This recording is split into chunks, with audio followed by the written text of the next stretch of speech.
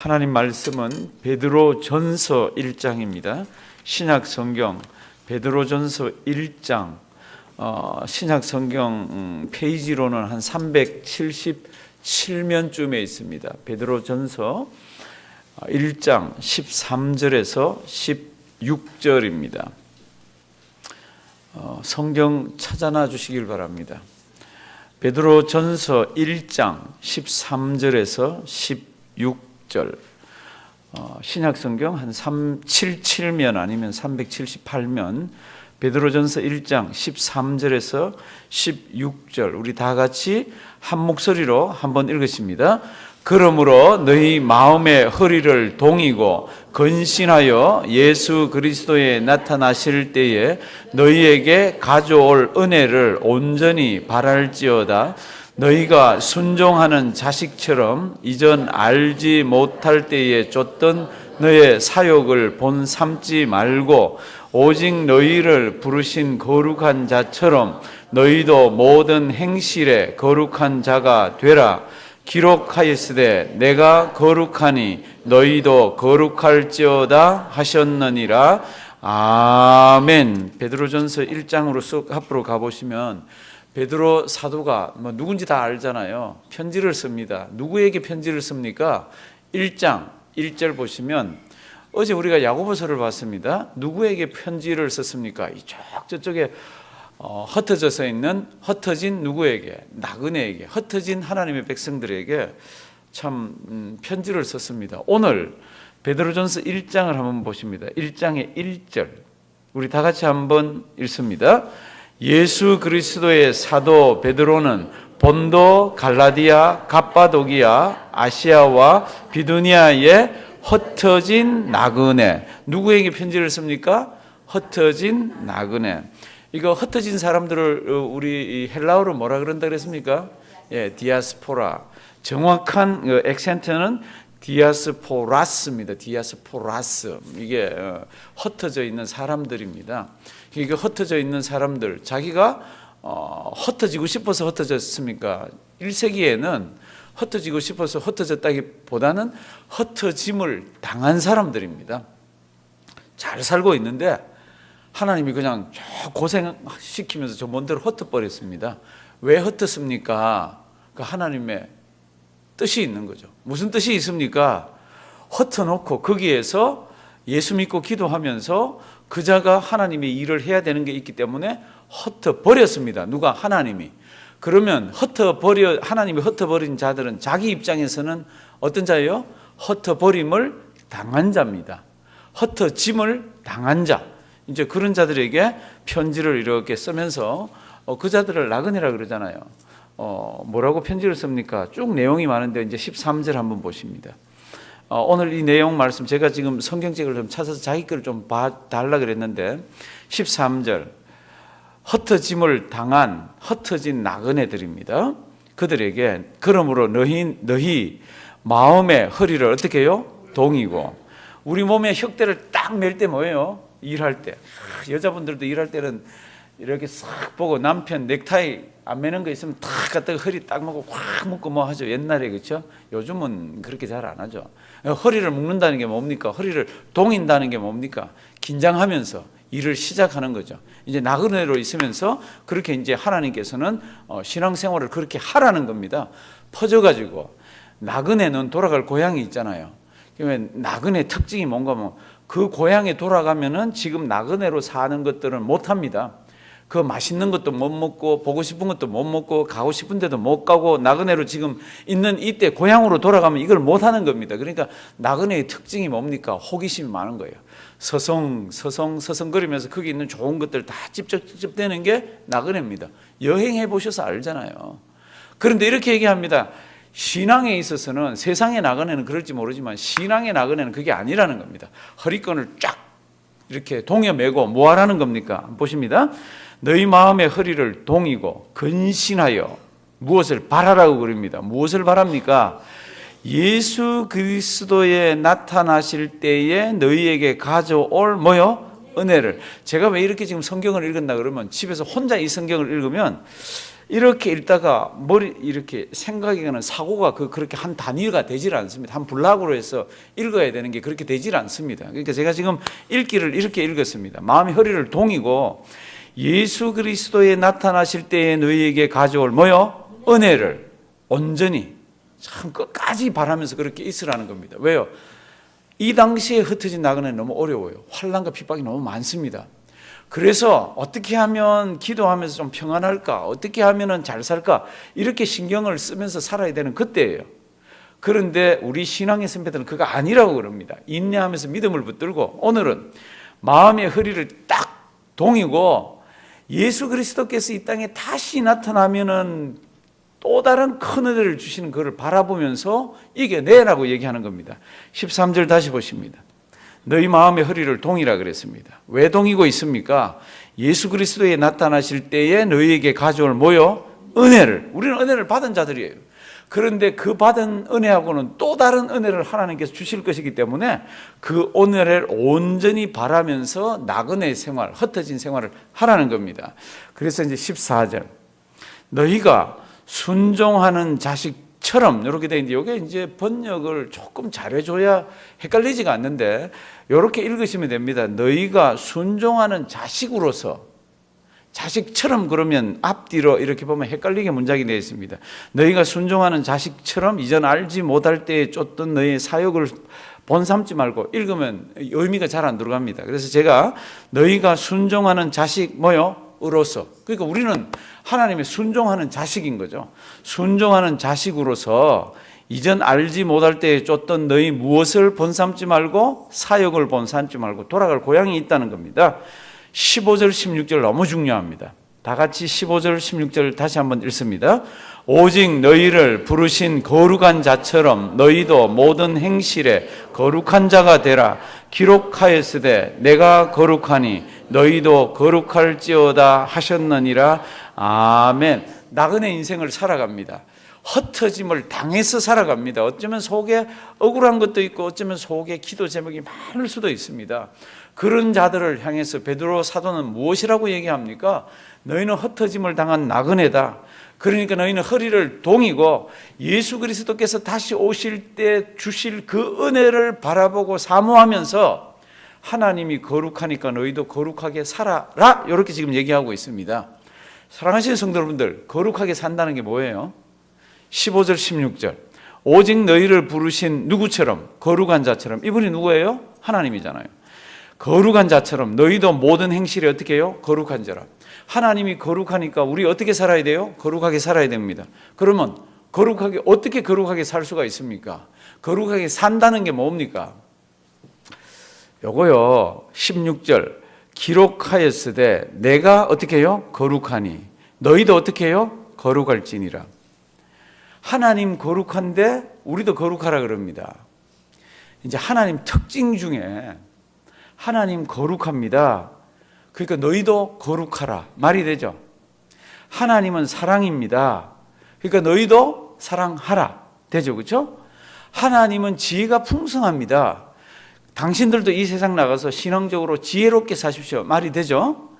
하나님은 지식이 모르는 거 없습니다. 지식이 풍성하신 분입니다. 그래서 당신들도 지식을 많이 가지십시오 말이 되죠. 그렇죠?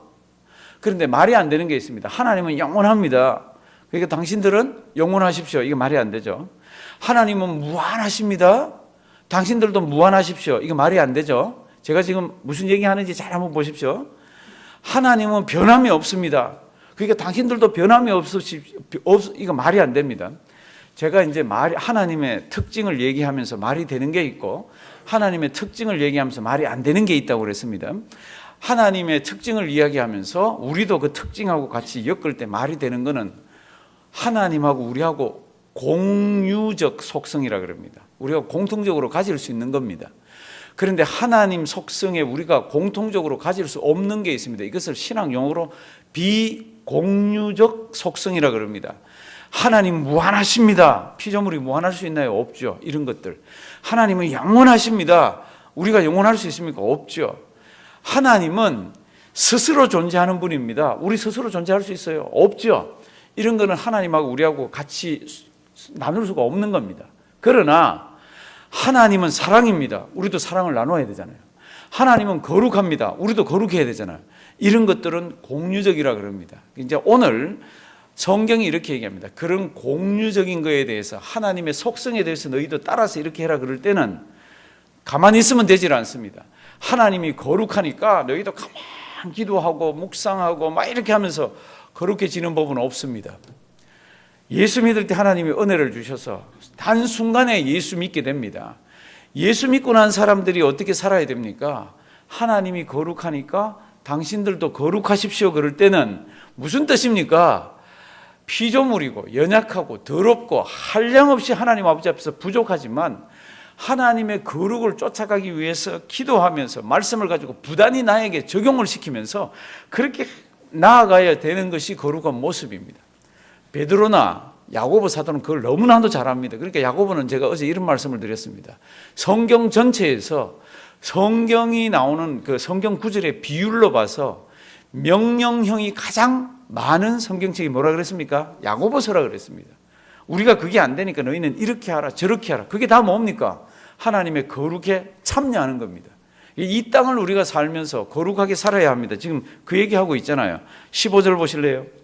오직 너희를 부르신 거룩한 자처럼 너희도 어떻게 해요? 모든 행실에 거룩한 자가 되라. 이 행실은 누가 하는 겁니까? 내가 하는 거잖아요. 우리가 하는 거잖아요. 그러니까 하나님께서 나에게 주신 지혜와 하나님께서 나에게 주신 말씀의 모든 것을 토대로 해서 내가 지금 이 행실을 하면은 하나님의 거룩에 맞는지 안 맞는지, 거룩이라는 건 구별됐다는 뜻이잖아요.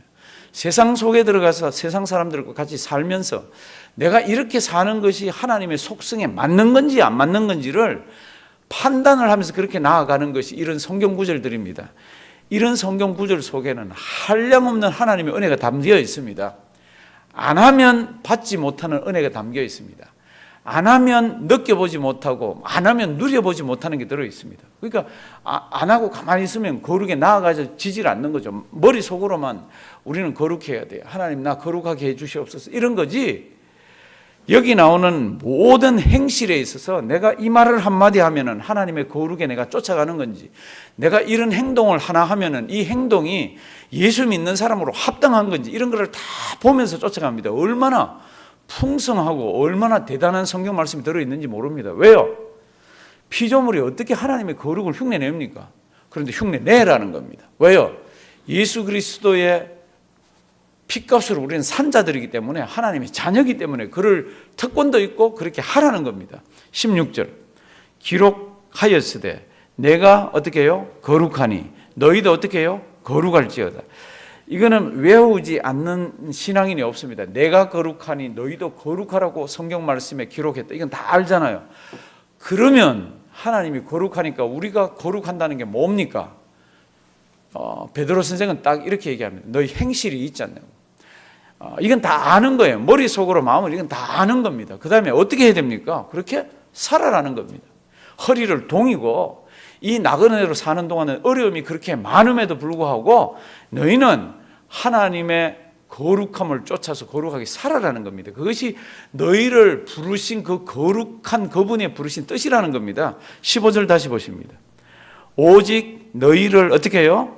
부르신 거룩하신 자가 내가 거룩하니까 너희도 거룩하게 어떻게 해요? 살아라 이렇게 했다는 겁니다. 17절 한번 보십니다. 외모로 보시지 않고 각 사람의 뭐대로요? 행위대로 판단하시는 자를. 그러면 이 행위에 거룩함이 있는지 이 행위에 신앙이 있는지를 하나님은 보신다는 겁니다. 이 행위는 누가 하는 겁니까? 내가 가만 앉아서 하는 게 아니라 어떻게 해요? 움직이면서 가정을 꾸려가고 사업을 하고 사람을 만나고 하는 이 모든 것 가운데 무엇이 드러나야 된다는 겁니까? 살아계신 하나님의 거룩함이 우리를 통해서 드러나야 된다는 겁니다. 그러니까 긴장하면서 살아라는 겁니다. 그게 이제 17절 외모로 보시지 않고 각 사람의 행위대로 판단하시는 자를 너희가 무엇이라 아버지라 부른즉 너희의 나그네로 있을 때를 어떻게 해요? 두려움으로 지내라. 이게 무슨 뜻입니까? 행동 하나하나가 하나님이 다 보고 계시니까 이래도 되는지 저래도 되는지를 두려움으로 보라는 겁니다. 이게 우리 신앙인들이 긴장을 하면서 살아온 모습들입니다. 우리가 잘 아는 요셉이 있습니다. 성경 보면 그가 종으로 있을 때도 형통했고 깜빵이가 있을 때도 형통했고 형통. 하나님의 백성은 어디든지 가면 형통. 그런데 그래요? 앞뒤 성경을 보시면 그게 그냥 나와 있습니까? 하나님이 형통하게 한 그자의 신앙을 한번 보십시오. 특별히 요셉은 우리 배울 게 참 많은 사람입니다. 그렇게 젊음의 피가 펄펄 끓고 참 부모를 떠나가지고 그렇게 외롭게 사는데 그 예쁜 주인 마님이 유혹을 하지 않습니까? 성경을 보시면 하루 이틀이 아니에요. 오랫동안 유혹을 합니다. 그리고 어느 날은 완전 범죄를 저지를 수 있는 그 자리에서 범죄를 하면 아무도 알지 못하는 그런 상황이 딱 됐을 때 요셉이 뭐라 그러죠? 너 나하고 동침하자 그럴 때 뭐라 그러죠? 하나님 살아계시는데 하나님 앞에서 내가 어떻게 죄를 짓느냐고. 사랑하시는 성도 여러분들, 거룩의 모습은 성경책을 끼거나 근엄하거나 이런 모습으로 나타나는 게 아니라 그런 신앙의 행동으로 나타나집니다. 하나님이 거룩하신 하나님이 나를 보고 있는데 내가 어떻게 하나님 아버지 앞에서 이런 죄를 지어서 덕죄하겠는가 그러면서 그걸 뛰쳐나오는 겁니다. 뛰쳐나오면 무슨 일이 있습니까? 손해가 있고 어려움이 있고 참 환난이 있고 그렇지만은요, 하나님의 거룩이라는 것은 정적인 단어가 아닙니다. 우리가 거룩하라는 이 말은 동적인 겁니다. 그래서 오늘 성경 말씀을 보면은 행동이라는 말이 들어가 있습니다. 우리 15절, 오직 너희를 부르신 거룩한 자처럼 너희도 모든 어디에요? 행실에. 그냥 묵상이나 마음에 가만히 있어서 이렇게 거룩해지는 법은 없습니다. 나가서 하나님 말씀대로 뒹굴면서 살면서 그 말씀대로 적용시키는 것이 거룩함입니다. 그래서 제가 이런 말씀 많이 드립니다. 우리 예수 잘 믿어야 합니다. 목사님 비전이 뭡니까? 저보고 물어보는 사람들이 간혹 있습니다. 우리 교인이 아닌 사람. 저는 다른 설명 안 합니다. 우리 교회는 뭐 선교사를 뭐를. 저는 예수 잘 믿는 것이 우리 교인들의 목표고 저 교회의 목표입니다. 그럼 눈이 둥그레집니다. 왜요? 원, 투, 쓰리, 포를 잡아서 얘기를 이렇게 듣고 싶은데 저는 그런 얘기를 하고 싶은 마음 자체가 없습니다. 예수 잘 믿는다는 것이 가지고 있는 그 넓이와 폭과 깊이가 대단합니다. 대단합니다. 예수 잘 믿는 사람이 어떻게 선교를 안 하겠습니까? 예수 잘 믿는 사람이 어떻게 나가서 사람을 막대합니까? 예수 잘 믿는 사람이 어떻게 말을 막 합니까? 예수 잘 믿는 사람이 어떻게 안 보는 데서 그냥 막 지냅니까? 예수 잘 믿는다는 것이요, 대단한 그런 울타리를 가지고 있습니다. 근데 이걸 자꾸 잊어먹어.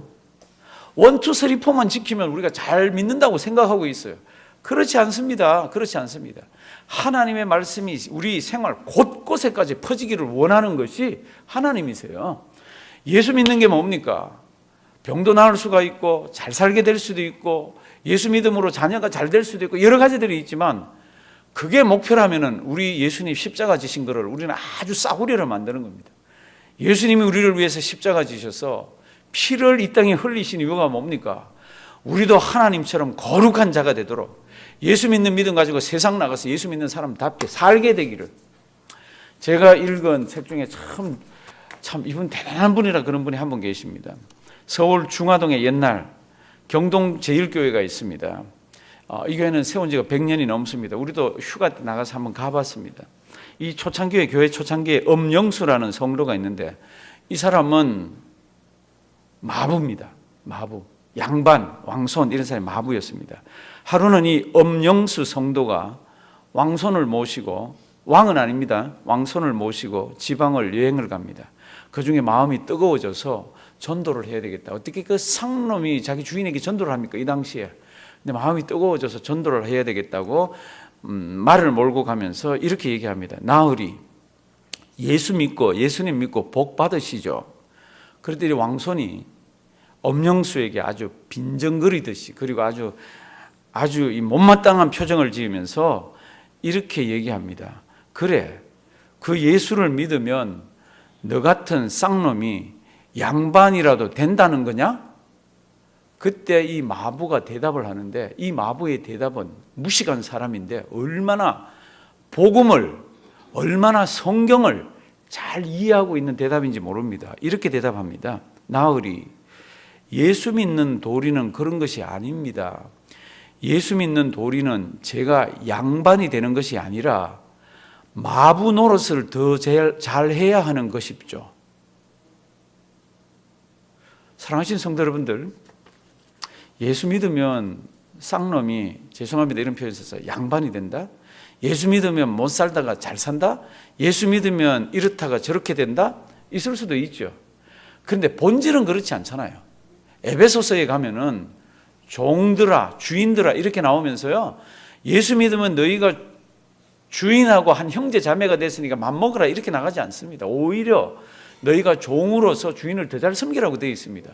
그러니까 거룩이라는 뭡니까? 거룩은 이런 영역이에요. 이런 영역이에요. 예수 믿으면 팍 우리 신분이 상승하는 거 맞습니다. 그게 뭡니까? 하나님의 자녀가 되는 겁니다. 그러나 세상 속에 들어가서는 우리가 맡아야 되는 역할이 있습니다. 그 역할을 예수 믿는 사람으로 잘 감당하는 것이 예수 잘 믿는 겁니다. 오늘도 이 말씀 잘 기억하길 바랍니다. 우리는 돌아갈 고향이 있는 자들입니다. 그 돌아갈 고향 그때까지 우리가 어떻게 살아야 됩니까? 어쩌면 내가 가지고 있는 이 직업 죽을 때까지 가지고 있어야 될지도 모릅니다. 고생할지도 모릅니다. 어쩌면 내 몸에 있는 요 한 구석에 있는 요 아픈 거 요 어쩌면 죽을 때까지 갖고 있어야 될지도 모릅니다.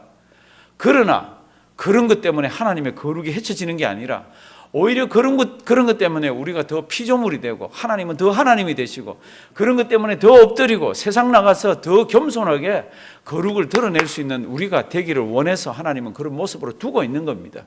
오늘도 이 말씀 기억하시고요. 우리 주님 앞에 설 때까지 예수 잘 믿는 거룩한 성도가 되기를 주님의 이름으로 부탁드립니다.